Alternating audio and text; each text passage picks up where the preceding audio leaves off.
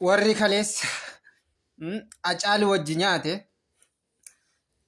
dhugaa isaa awwaalee gurguratee riivootti jijjiirratee har'a Finfinnee keessaa sirba.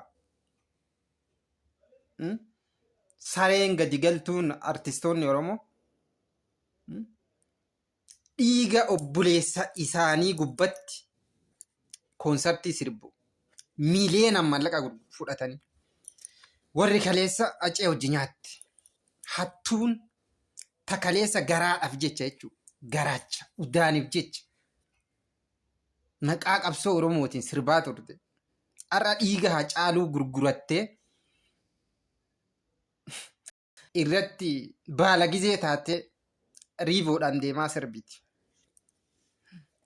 Odoo beekanii dhugaa Hacee odoo beekanii eenyu akka isa ajjeese maaliif akka ajjeefame eessatti akka ajjeefame odoo beekanii dhugaa san shiroon waxiin jechuun arraba laal ziippii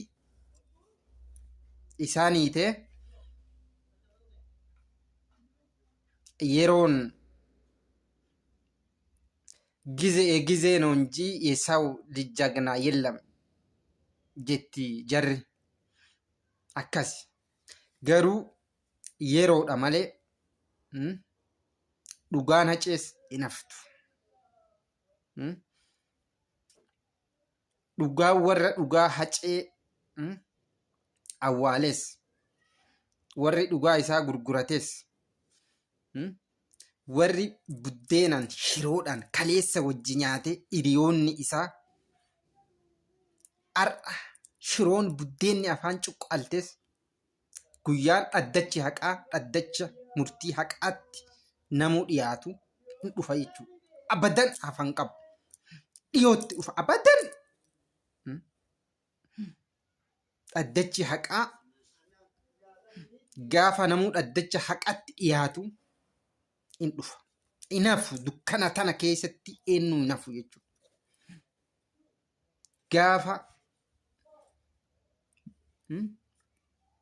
sabbanni haadha Hacees garaan haadha Hacees qabban argatu maatii isaa haadha manaa isaa boqonnaa sammuu gaafni argatu hin dhufa. Umrii isaaniif waaqni haa laatu malee. Immoo warri garaaf jecha shiroof jecha dhugaa sabaa dhugaa obboleessa keessanii gurgurattan waggaa 100 hin jiraattan. 100 odoo jiraattanii 1000 hin jiraattan. 1000 odoo jiraattanii 2000 hin jiraattan. Du'a Hacaaluun akka sareetti dhandhamisan tanuma akkasii dhandhamtu. Albaatanii duutu jechuudha. Seenaan isin yaadatu. Albaatanii baasaadhaan koleeraadhaan duutu jechuudha. Eenyuu du'a jalaa hin hafu. Eenyuun kan kee jechuudha. Riivoo kee keessatti naftu. Gamoo har'a keessa teettu keessatti naftu. Hin duuta jechuudha. Guyyaan haqaa dhufuuf ta'a.